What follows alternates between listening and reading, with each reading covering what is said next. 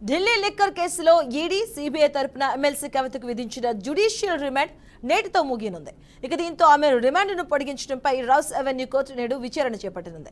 Special judge Kaveri Baweja నేతృత్వంలో మధ్యాహ్నం 2 గంటలకు ఈ విచారణ ప్రారంభం కాబోతుంది. కవితను ప్రత్యక్షంగా కోర్టుకు హాజరుపరచడమా లేక వర్చువల్ గా జైలు నుంచే విచారణకు హాజరు కానున్నారా అనే అంశంపైనైతే అధికారులు ఇంకా నిర్ణయం తీసుకోలేదు. దీనిపై ఈ రోజు ఉదయం ఒక స్పష్టత వచ్చే అవకాశం కూడా కనిపించింది. అయితే కోర్టుకు వ్యక్తిగతంగా హాజరు కావడానికి మాత్రం కోర్టును గతంలోనే ఆమెకి వెసులుబాటు కూడా కల్పించింది.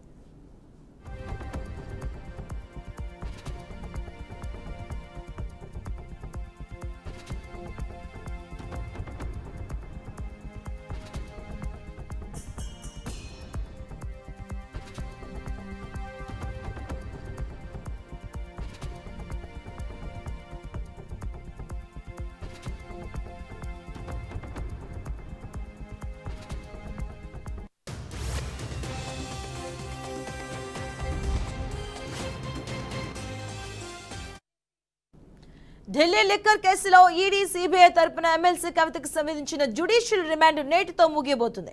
దీంతో ఆమెను రిమాండ్ను పొడిగించడంపై రౌస్ అవెన్యూ కోర్టు నేడు విచారణ చేపట్టనుంది. స్పెషల్ జడ్జ్ కావేరీ భవేజా నేతృత్వంలో మధ్యాహ్నం 2 గంటలకు విచారణ అయితే ప్రారంభం కాబోతుంది.